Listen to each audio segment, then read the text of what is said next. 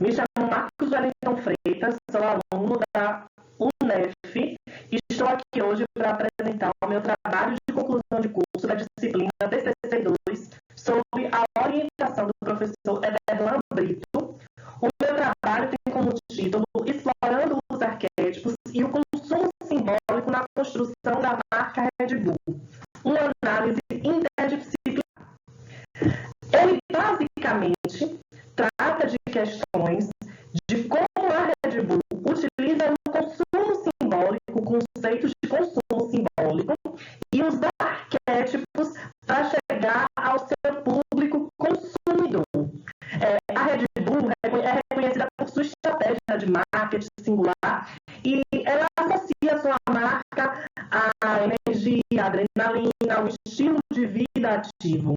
A marca ela usa os arquétipos e usa também o consumo simbólico.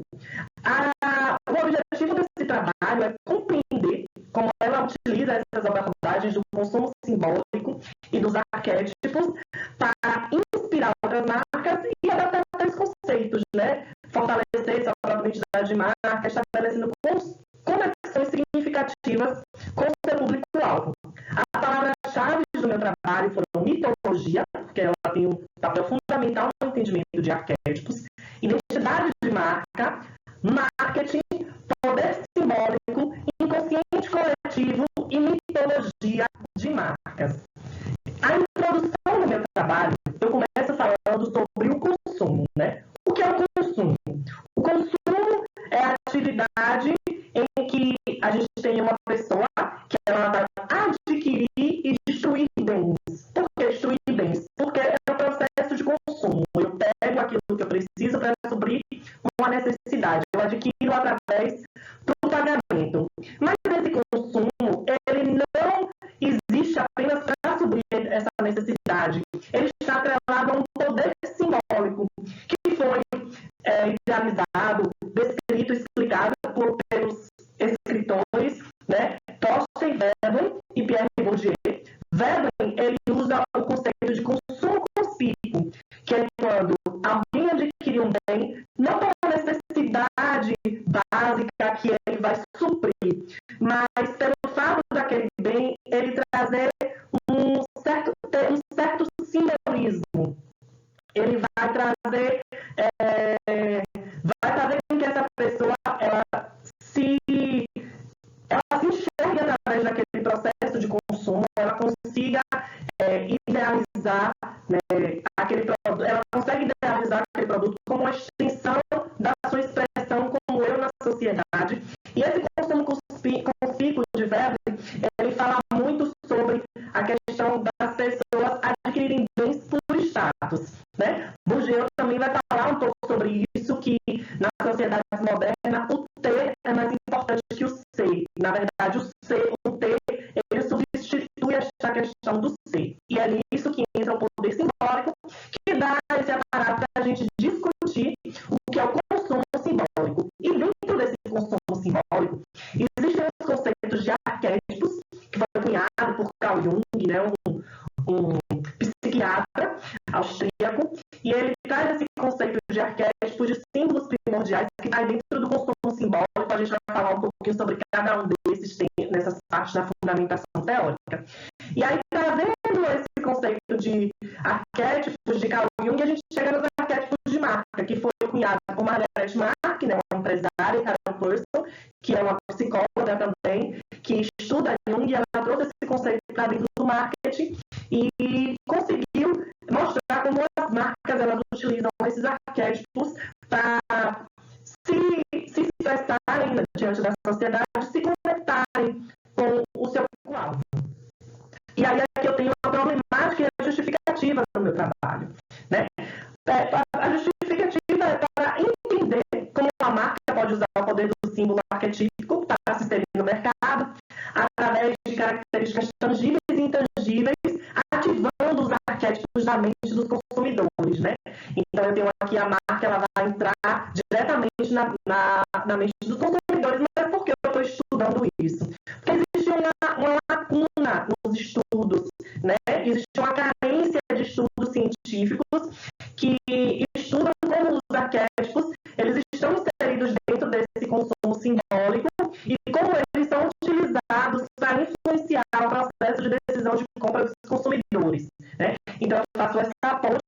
arquétipo, a gente tem estudos sobre arquétipos, como a Margaret Mark e a Carol Person, que eu citei logo ali no início, mas eu tenho uma carência de entender como isso caminha pelo consumo simbólico para criar o que a gente vai chamar mais tarde de mitologia de marca. A problemática central do estudo reside na compreensão do papel dos arquétipos e do consumo simbólico na construção da marca Red Bull. Então, a gente vai entender como é que eu vou pegar os arquétipos e caminhar até o consumo simbólico para entender como as marcas utilizam isso, e depois eu vou usar a marca Red Bull como exemplo para mostrar como isso funciona. Os objetivos gerais do meu trabalho é investigar e analisar os arquétipos que são utilizados pela marca Red Bull para influenciar o processo de decisão de compra dos consumidores através do consumo simbólico. Né? Então, tem aquilo que eu falei antes, que os consumidores eles adquirem não apenas para suprir uma necessidade básica, mas também por status, né, para expressar a sua identidade. E aí, como isso vai influenciar no processo de decisão de compra dos consumidores da marca Red Bull, como é que o consumidor vai perceber essa marca na hora de comprá-la. Os objetivos específicos é revisar a literatura existente sobre arquétipos, consumo simbólico e processo de decisão de compra, a fim de embasar teoricamente o estudo, e identificar e descrever os arquétipos utilizados pela marca Red Bull em sua estratégia de marketing, identificando-os na sua comunicação e na sua identidade visual, por meio da análise de elementos como narrativas de storytelling e logotipos. A gente vai ver isso tudo descrito certinho como acontece. Né? E aí vamos entender com esses conceitos de consumo simbólico, de arquétipos, que foi o que eu usei para criar a minha fundamentação teórica. Então eu tenho aqui o consumo simbólico. Né? O consumo simbólico ele está atrelado com o fato de que as pessoas compram não apenas para suprir essa necessidade básica, mas o consumo é um ato simbólico, um ato simbólico de exercer o meu eu diante da sociedade, um ato simbólico de fazer parte de determinado grupo ou adquirir determinado bem. Então, comprar é muito mais do que apenas realizar transações financeiras. É um ato que caracteriza e individualiza as pessoas, transpondo seus desejos, personalidade, anseios e aspirações através de signos estampados em etiquetas. Quando eu falo signos, né, eu tenho aqui aquela conotação semiótica que traz o significante e o significado que ela representa imageticamente e o significado que ela tem naquele momento em que ela é vista. E, através da compra de um intangível, que reflete valores intangíveis, o consumidor expressa a sua sociedade, afirma o seu eu em sociedade. Aquilo que eu falei, e que Bourdieu, Pierre Bourdieu também vai falar, que é mais importante para você na sociedade moderna ele ter do que ser. E, na verdade, o ter é o não ser. Você é aquilo que você tem, aquilo que você consome, aquilo que você adquire. Né? Muita gente fala que você é os livros que você lê. Nesse caso, você é os produtos que você compra. E aí, Baudrillard, que é outro autor que vai estudar, de certa forma, esse poder simbólico, ele fala que é o pensamento mágico que governa o mundo. Por que o pensamento mágico governa o mundo? Porque o ato de consumir, diante do consumo simbólico, é mágico. Você não compra apenas um bem para suprir a necessidade, ele lhe transforma. Existe aí uma questão de transformação nessa questão. Então, o consumo simbólico é basicamente essa questão em que o consumidor ele adquire um bem através do consumo, né? Ele compra, mas ele não realiza apenas uma transação financeira, ele está expressando a sua individualidade. E aí eu venho com mitologia de marcas. Por quê? Dentro desse panorama de consumo simbólico, eu entendo que as marcas, elas agem, né? Hoje a gente tem as marcas como personagens ou narrativas que fazem parte da vida dos clientes. Quando um consumidor consome um determinado produto, ele consome a narrativa, né, o papel que aquele produto daquela marca vai influir em sua vida, vai ter em sua vida. E então, as histórias, elas desempenham um papel essencial na comunicação, uma vez que não apenas compartilham informações, mas também carregam elementos como lições de morais. Então, aqui eu tenho um conceito que vem lá do storytelling, né, que é essa questão da narrativa, que as histórias elas não trazem apenas uma informação, que é o que as marcas fazem muito hoje quando fazem propagandas, né, publicitárias.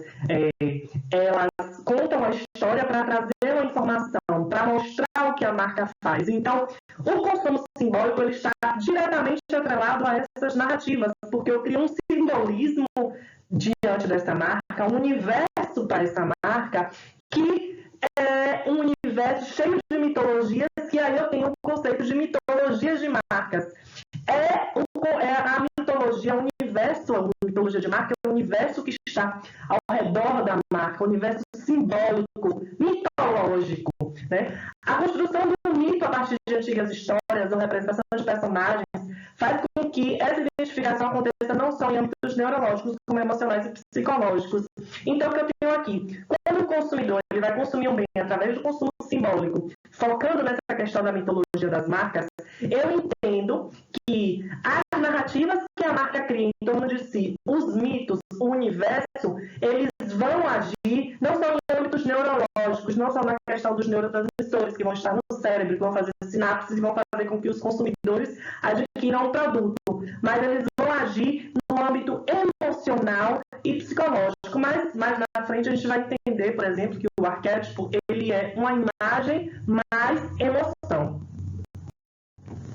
Aí eu venho aqui e volto para entender o que é mitologia, né? Porque existe uma problemática em relação ao conceito de mitologia. Eu tenho um mito como uma mentira, mas eu tenho um mito que é uma narrativa. E já foi provado por vários... Não entra aqui dentro do trabalho essa questão da mitologia como uma questão psicológica, de analisar a mitologia como uma questão psicológica, mas já foi provado que o mito ele é uma interpretação que os homens tinham do universo. Era como os homens interpretavam os mitos, né? Interpretavam o seu psicológico, as coisas que aconteciam interiormente, os fenômenos da natureza, e transformavam isso em mitos. Por isso que a gente tem deuses do amor, deuses da raiva, deuses da guerra, enfim. Então a mitologia ela pode significar uma narrativa contada oralmente, de forma mística, na tentativa de explicar os mistérios que cercam o homem e a sua existência, quanto a alguém, a algum evento que desempenha um papel heróico dentro de uma narrativa, né? Então a narrativa mitológica ela é contada para explicar os mistérios do homem, mas sempre tem um herói ali, alguém que desenvolve esse papel heróico dentro dessa narrativa. Nos mitos e nos contos de fadas, como no sonho, a alma fala de si mesma, e os arquétipos se revelam em sua combinação natural como formação, transformação eterna, recriação do sentido eterno. Aquela frase de Carl Jung, ele foi a pessoa que descobriu os arquétipos e que cunhou esse tema. Ele fala que os mitos é onde os arquétipos eles estão. Por quê? Mito e sonho, eles são praticamente a mesma coisa. O sonho, ele vai contar uma narrativa meio louca lá, né? Que às vezes não se consegue entender muito bem o que aconteceu. E no centro desse sonho existe um arquétipo querendo falar alguma coisa de maneira psicológica para uma pessoa ali naquele momento, né? Alguns psicólogos usam esse artifício de analisar sonhos. E no mito, no centro de todo mito, existe um arquétipo interpretando uma narrativa arquetípica. E aí, depois de falar dessa questão do mito, a gente veio falar de arquétipo, né? O que realmente é o arquétipo? O arquétipo é um símbolo primordial, perfeito, um padrão. Assim como no mundo das ideias de Platão, Platão dizia que se existia uma rosa no nosso mundo visível, palpável, é porque no mundo das ideias, que era um mundo aquém daquele que a gente poderia imaginar, existia uma rosa perfeita, e a rosa que a gente via nesse mundo era a imitação. O arquétipo ele segue essa linha de Platão. Ele traz essa questão de ser um símbolo primordial, um padrão de comportamento, né? E o arquétipo, como o próprio Everardo Rocha, que fala sobre mito, né? No livro dele, ele faz uma conceituação de arquétipo que significa um determinado tipo de impressão psíquica como se fosse uma marca ou imagem. Um conjunto de caracteres que, em sua forma e significado, são portadores de motivos mitológicos arcaicos. Porque o que é que Jung fala sobre arquétipo? O arquétipo, ele começa a ser construído na nossa mente lá dos nossos ancestrais, né, que viviam lá na Idade das Pedras, no período paleolítico. Então, todos esses arquétipos que existem no nosso inconsciente coletivo, e eu vou explicar isso mais logo, eles são compartilhados desde os nossos ancestrais. Por isso é que existem símbolos que nós reconhecemos gente. Para dentro de uma cultura tem um determinado valor simbólico e dentro de outra cultura tem um determinado valor simbólico. E aí os arquétipos, eles ficam no nosso inconsciente coletivo. O que é que a gente precisa saber sobre isso? Que a gente, segundo Jung, tem um inconsciente pessoal e um inconsciente coletivo. O consciente é a nossa consciência, né? O que a gente consegue ver, o que a gente consegue controlar de certa forma. E o inconsciente pessoal é o inconsciente que a gente cria através das nossas experiências, né? Das nossas vivências, do ambiente em que a gente viveu, com as pessoas que a gente convive. Já o inconsciente coletivo é um inconsciente que todos os seres humanos compartilham, que é a morada dos arquétipos. Os arquétipos, eles estão dentro do inconsciente coletivo, que é onde estão esses símbolos primordiais, esses padrões de comportamentos primordiais que todos nós, seres humanos, compartilhamos. Esses arquétipos estão ali, adormecidos, e em relação a marcas, quando uma marca, né, ela, de certa forma, faz com que a gente entre em contato com um determinado arquétipo desse, ele é ativado na nossa mente. E é através disso que se cria uma narrativa, porque a marca usa o consumo simbólico, né, para chegar até o consumidor. Esse consumo simbólico é feito através de uma narrativa mítica, de mitologia de marca. Eu tenho um mito sendo encenado, né, com um personagem heróico, né, encenando aquele mito, e ele chega até a gente através de publicidade, de logotipos, de storytelling, enfim, e faz com que a gente entre em contato com esse arquétipo que está dentro do nosso inconsciente coletivo e ele vai ser ativado. Instintivamente a gente vai se identificar com aquela marca e vai querer adquirir aquele produto. É dessa maneira que o arquétipo age na mente do consumidor. Aí, a publicidade, ela sempre usou os arquétipos para propagar mensagens de marcas e criar experiências arquetípicas em torno delas. As marcas arquetípicas, elas são gigantes, conseguem expressar a sua autenticidade através de imagens primordiais, tornando-se elas mesmas ativos de significado profundo no mercado. A marca arquetípica, ela é tão poderosa que ela se transforma no próprio arquétipo. Ela deixa de ser a marca e se transforma no próprio arquétipo. Os significados que essas marcas carregam são como ativos primordiais que precisam ser administrados com tanto cuidado como os investimentos financeiros. Aqui é um alerta que Carol Person e Margaret Mark faz no livro O Herói Fora da Lei, né, que é um livro sobre gestão de marcas arquetípicas, que precisa se ter um cuidado na hora de administrar esse significado, que é o que ela chama de administração de significado, que é o que uma marca arquetípica precisa ter para se tornar uma marca arquetípica, né? E aí, depois de tratar dessa fundamentação teórica, eu tenho aqui uma tabela de quê? De 12 arquétipos principais. Margaret Mark e Carol Person, elas identificaram que existem 12 arquétipos principais. Nessa tabela, eu mostro quais são eles. E além de mostrar quais são eles, eu mostro a sua missão. O que é que o criador faz? Criar algo novo, prestativo, ajudar os outros, governante, exercer o controle, o povo da corte, se divertir, cara comum, estar bem assim como são, amante, encontrar e dar amor, herói, agir corajosamente, fora da lei, quebrar regras, mago, influir na transformação, inocente, manter ou restaurar a fé, explorador, manter a independência, sábio, compreender o mundo que vive. Então eu tenho aqui nessa tabela o básico de cada arquétipo. O que é que eles pretendem fazer, né? Porque quando uma marca ela pega um arquétipo, ela vai passar para o cliente, qual imagem ela vai passar, né? É basicamente isso.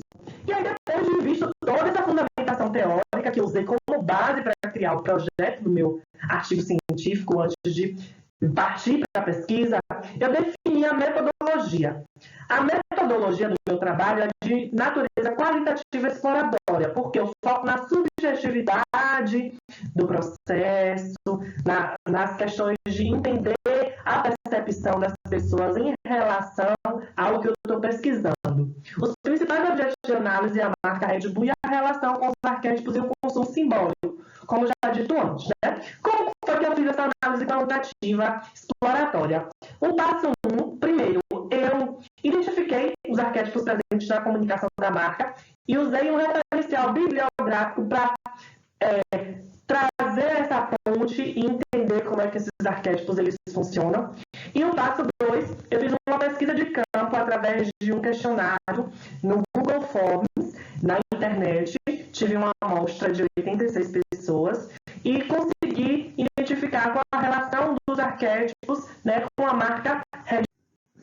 Visto todo esse arcabouço teórico, né, que eu usei como embasamento para o meu projeto, eu chego aqui nas discussões e resultados.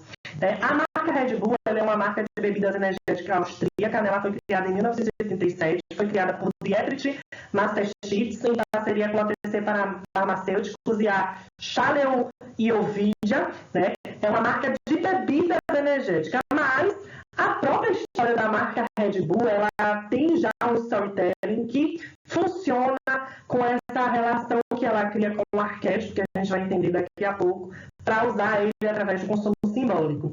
A marca, o criador da marca Red Bull, né, ele fez uma viagem, esse Dietrich, ele fez uma viagem para a Tailândia e ele se deu conta do jet lag, né, ele não conseguia, né, fazer nada quando chegou na Tailândia. E lá ele descobriu que existia uma bebida energética que era vendida, né, para trabalhadores, era um xarope. E esses trabalhadores usavam esse xarope para ficar mais fortes, né, para conseguir exercer o seu trabalho durante o dia. E aí, vendo essa bebida, ele resolveu entrar em contato com a pessoa que criava essa bebida, e aí acabou criando a marca Red Bull, né? Então, ele tinha coisas para fazer lá e ele precisava da ajuda de alguma coisa, e foi assim que surgiu a marca. A marca Red Bull, ela está diretamente ligada à jornada do herói. E esse resultado eu obtive observando os livros O Herói de Mil Faces, de Joseph Campbell, e A Jornada Mística para Escritores, de Vogel, que é um autor que foca mais na construção de roteiros. O herói, né, é um arquétipo que está ligado à energia, à luta, a vencer os obstáculos, à generosidade, e ele tem uma qualidade narrativa que está diretamente ligada à Red Bull. A qualidade narrativa presente na marca está diretamente ligada a antigos mitos interpretados em diversas culturas pelo arquétipo do herói. O herói é alguém que superou suas limitações históricas e pessoais, alcançando uma forma de validade humana. A jornada do herói como modelo universal ocorre em todas as culturas, em todas as épocas. Né? A gente tem Christopher Vogel que fala sobre isso, mas antes a gente tem Joseph Campbell, que foi um estudioso de mitos, e ele desenvolveu essa jornada do herói. Né? Ele percebeu que existiam arquétipos que se repetiam em mitos de diversas culturas, e ele chamou esse arquétipo de herói.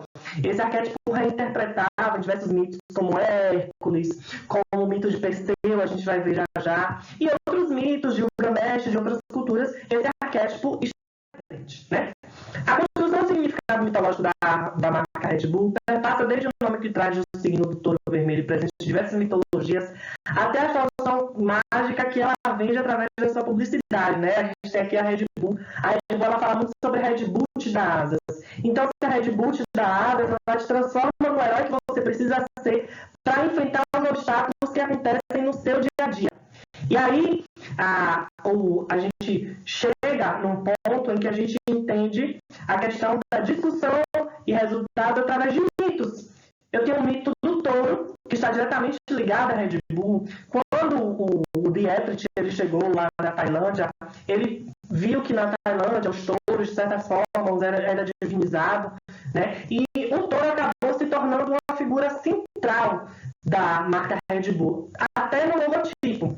Mas o touro ele está diretamente ligado ao mito do herói em diversas culturas, como é o caso do mito do touro, de Perseu e o Minotauro. Né? A gente tem a história do Minotauro, a gente sabe que o Minotauro vivia num labirinto e eram colocados jovens lá para que o Minotauro ele comesse como um sacrifício, ele matava. Mas o jovem, né, ele resolveu se candidatar, que foi Perseu, e ele, com a ajuda da sua amada Ágade, ele entrou no labirinto e quando chegou lá ele conseguiu derrotar o Minotauro. Tem toda essa questão. Então eu tenho um herói Perseu e o vilão Minotauro, o touro, né?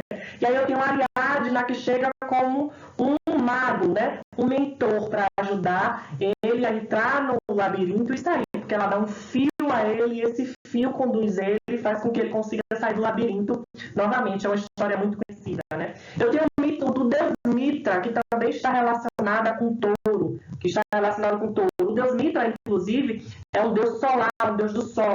Geralmente ele é representado em figuras com sol atrás da cabeça, o que a marca Red Bull também usa, de certa forma, no logotipo. E essa narrativa do herói também ele tem, né?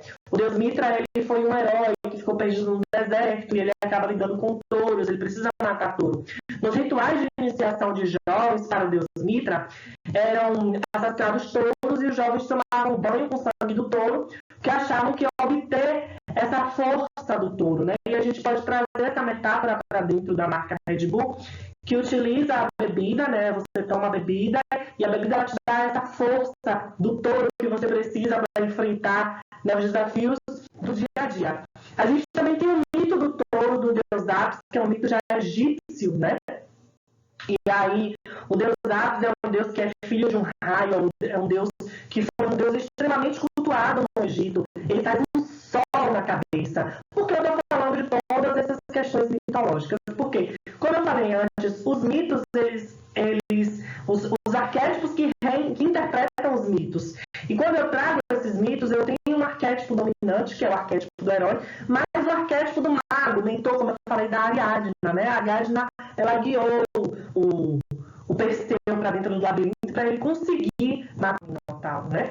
E aí eu chego no mago, que também é um arquétipo que está presente ali na jornada do herói e que a Red Bull também usa. Por quê? Porque quando a Red Bull fala, a Red Bull te dá asas, ela está te oferecendo uma solução mágica. Pronto, você passou a noite em claro, você precisa trabalhar no outro dia de manhã, você precisa viver a sua vida, né, enfrentar os desafios diários, mas você não tem força. Poxa, você é um herói, você precisa de quê? De uma ajuda, de um mentor, de energia, da magia do mentor.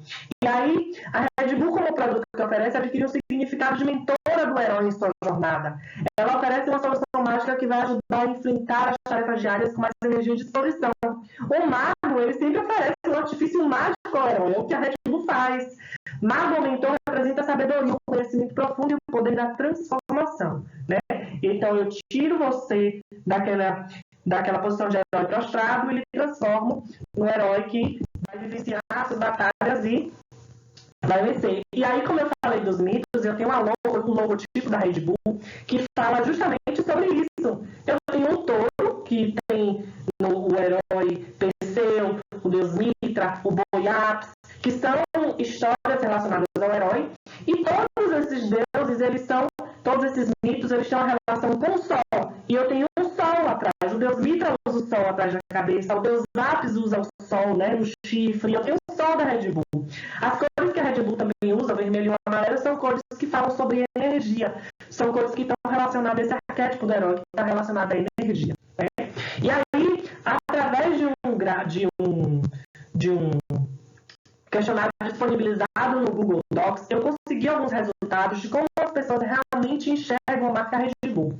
Primeiro, né, eu tentei identificar em relação ao gênero dos votantes, então eu tive 51,2% de pessoas femininas e 47,7% de pessoas masculinas.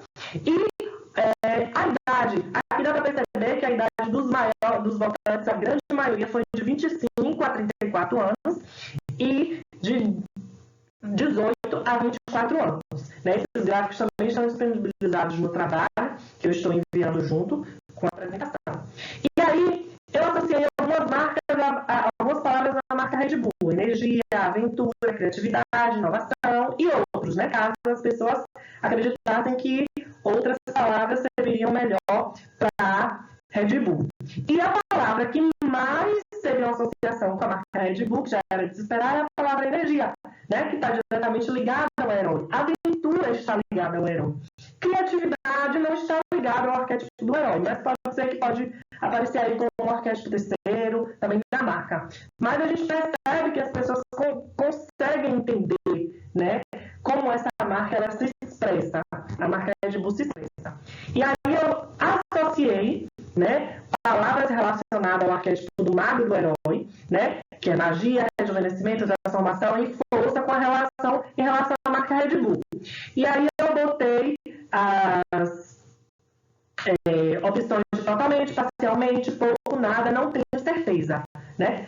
Totalmente foram 25,6% das pessoas já acham que essas palavras têm uma relação com a Red Bull.